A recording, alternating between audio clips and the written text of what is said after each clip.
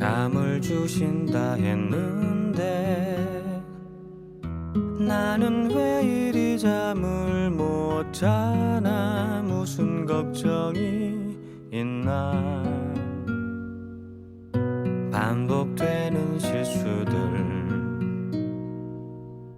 나를 사로잡는 과거, 내 힘으로 할 수 없는 일을 걱정하며 묵상을 하네.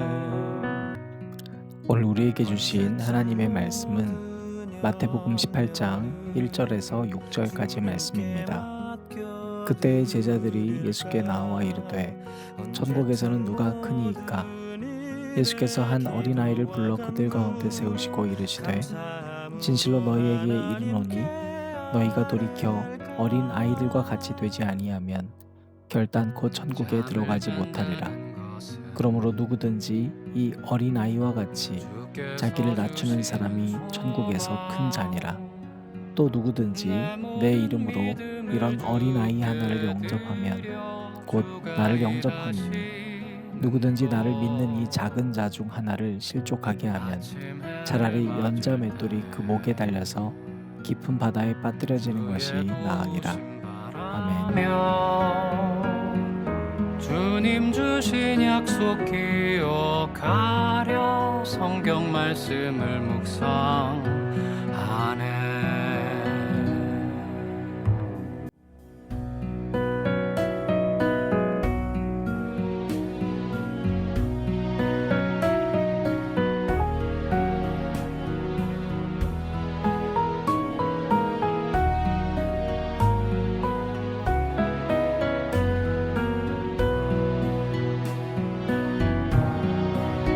언제쯤 모든 염려를 주님께 맡겨드릴까.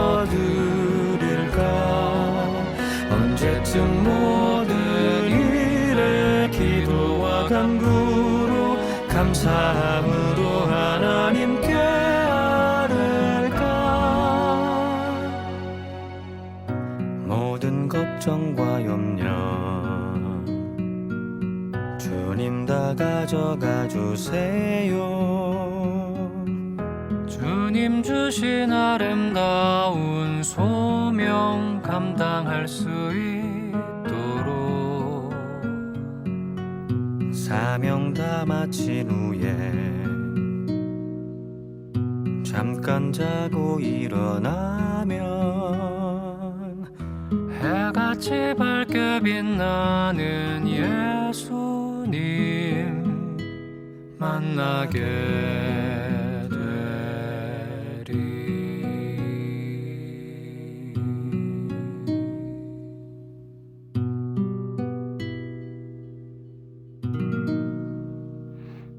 오늘도 우리 주님의 크신 은혜와 사랑이 저와 여러분에게 가득하길 바랍니다. 어린아이 같이 되지 않으면 천국에 갈 수 없다. 오늘 이 말씀이 우리에게 무겁게 들리길 바랍니다. 여러분, 천국, 물론 이 땅이 천국 돼야 하는 건 우리 사명이지만 우리가 육신으로 끝나는 생이 아니라 정말로 영원한 생이 있다는 것이 소망이어야 합니다. 여러분, 그것이 있어야 우리에게 소망이 생기는 겁니다. 그런데 여러분, 그 땅에 못 들어간다는 건 얼마나 또 억울한 일입니까? 심지어 내가 크리스천인데 못 들어간다면요. 그러니까 여러분, 이 말씀을 귀담아 들으시길 바랍니다. 그래서 꼭 천국 가시길 바랍니다. 여러분, 우리 오늘 말씀 보면 제자들이 예수님에게 나왔습니다. 그리고 천국에선 누가 크냐고. 여러분, 천국에 갔는데도 결국엔 거기서 내가 더 큰 사람 되고 싶다는 이 인간의 욕망, 어떻게 하면 좋을까요? 어떻게든 내가 남보다 인정받고 싶고 어떻게든 내가 남보다 더 드러나고 싶은 인간의 욕망은 정말로 무섭고 또 무섭습니다. 문제는 그것이 언제 나타날지 모른다는 게 문제입니다. 지금 예수님 앞에서도 이러고 있으니까요. 바로 그때 예수님께서 오늘 본문 말씀에서 서로 중심이 되려고 하는 자들 가운데에 어린아이를 세웠다. 여러분이 광경을 한번 그려보시길 바랍니다. 서로 예수님 중앙에 있고 싶었던 그들 가운데 가장 작은 어린아이를 세웠습니다. 그리고서 말씀하시기를 첫 번째는 어린아이 같이 되라. 두 번째는 어린아이를 영접하라. 여러분 그렇다면 우리는 먼저 어린아이 같이 돼야 하니까 어린아이 같지 않은 점을 발견해야 되잖아요. 뭐가 다르죠? 가장 큰 차이점은 낮아져 있다는 겁니다. 어린아이는 작습니다. 그러니까 어린아이처럼 낮아지라는 거예요. 지금 예수님께서 누가 서로 높아지려고 하느냐 그들 가운데 너희 어린아이처럼 낮아지라는 이 이야기는 다른 말로 남을 존중하라는 겁니다. 여러분 어린아이가 어른들에게 반말하는 거 보셨습니까? 그 어른이 어떤 어른이든지 간에 어린아이는 존대합니다. 존대의 이유가 있습니까? 단지 먼저 태어났다는 이유뿐입니다. 그 어른이 인격이 어떻고 성격이 어떻고 어떤 일을 하고 돈을 얼마 벌고 상관없이 존대합니다.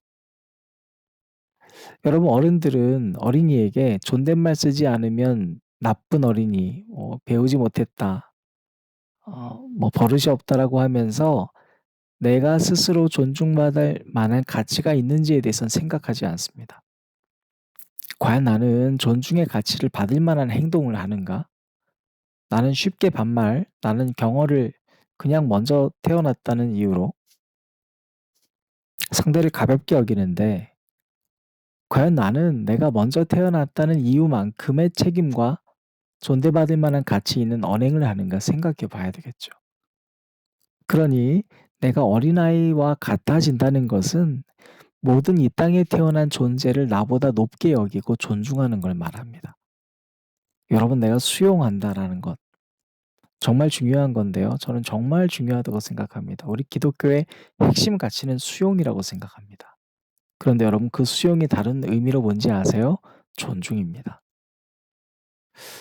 공감도 존중입니다. 그건 다른 말로 또 수용인 거예요.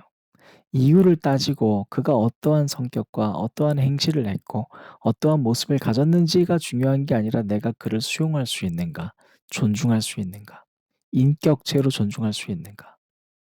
그가 어떤 죄인인지 상관하지 않고 내가 그를 정말로 존중하고 수용할 수 있는가.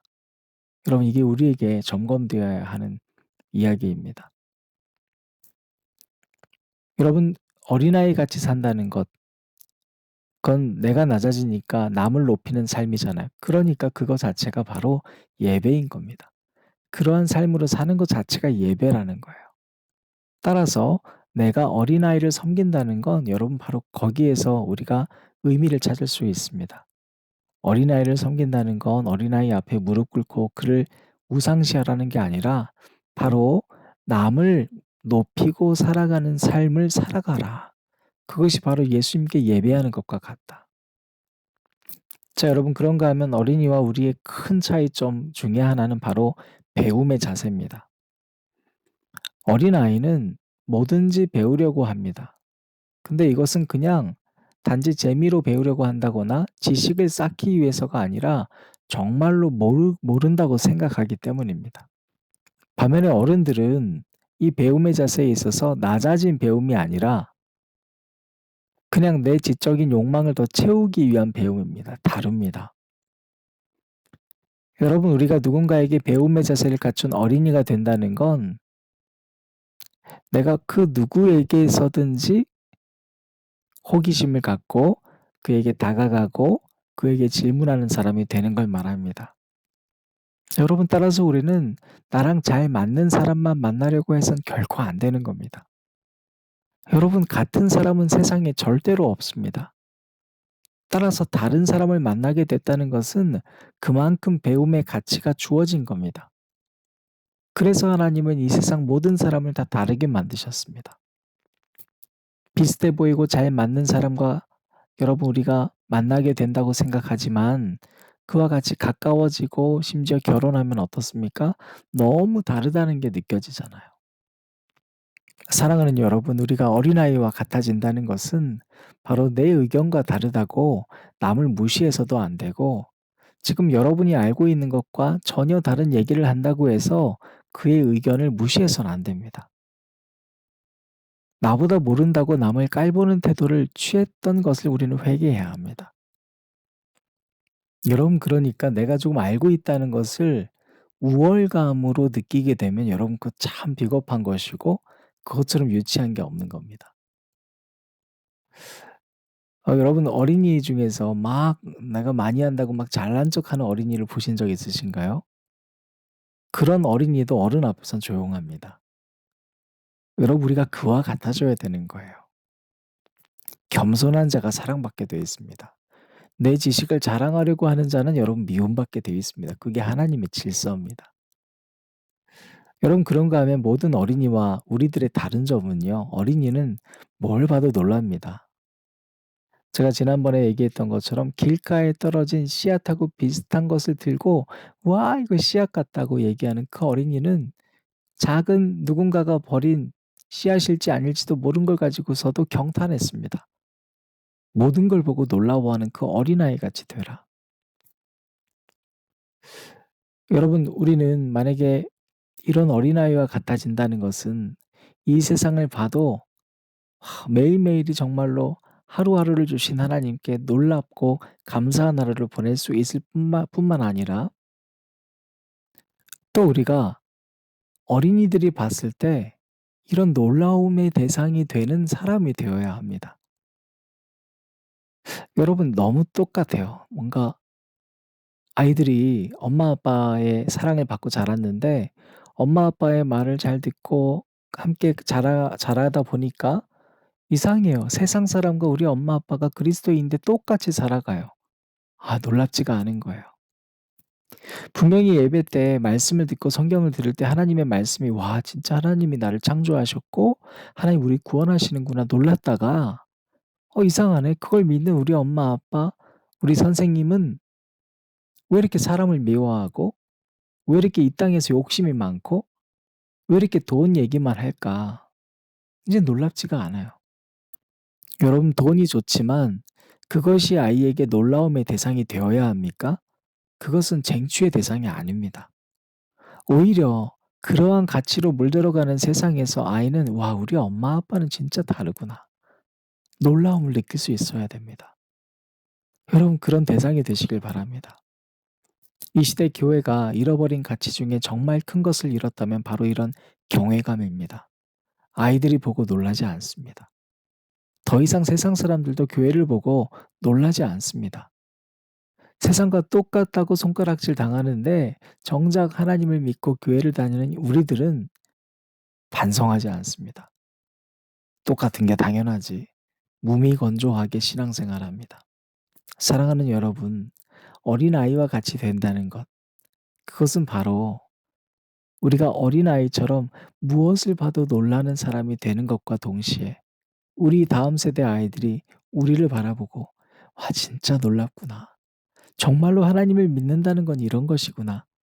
라고 놀라움과 경외감을 줄 수 있는 한 사람 한 사람 되시기를 진심으로 부탁드립니다. 우리는 거룩한 존재들입니다. 거룩하다는 것은 다름을 구별해내는 것입니다. 오늘 하루 나는 오늘 어떻게 세상과 좀 다르게 살고 그 누군가가 나를 스쳐 지나갔을 때 경외감을 줄 수 있는 사람이 되기를 간절히 바랍니다. 기도하시겠습니다. 하나님 감사합니다. 모두가 다 높아지려고 하는 세상에서 서로가 서로를 이기려고만 하고 그러다 보니 서로가 경쟁 가운데에서 스트레스를 받는 이 시대에 우리 또한 살고 있습니다. 그 중심에 어린아이를 세우셨던 주님, 우리가 어린아이 같아지길 바랍니다. 낮아지길 바랍니다. 성격과 지식과 빈부의 격차, 그리고 죄의 유무와 상관도 없이 모든 사람을 존귀히 대했던 예수님처럼 살고 싶습니다. 남들에게 존대를 가르치기 전에 내가 존대할 수 있는 사람이 먼저 되게 하여 주시고 하나님, 먼저 우리가 서로에게 배울 수 있는 사람이 되길 바랍니다. 가르치려 하기 전에 배우게 하시고 배운다는 것은 내가 진심으로 낮아져 그 어떤 사람에게도 배움의 자세를 가질 수 있는 사람이 되게 하여 주시옵소서. 하나님, 간절히 바라는 것은 매일매일 주어진 일상과 사람들 사이에서 감사하고 경외할 수 있는 마음을 허락해 주시고 그 누가 봐도 우리의 삶을 보고 어린아이와 같이 놀라고 경탄할 수 있는, 누군가에게 놀라움을 선물해 줄 수 있는 오늘 우리들의 삶이 되게 하여 주시옵소서. 예수님 이름으로 기도드립니다. 아멘. 날 이끄소서. 아버지의 마음 한가운데 난 함께 들이설게 하소서. 성령이여 인도하소서. 내 삶의 주 뜻 이루어지다. 십자가 앞에 난 드립니다.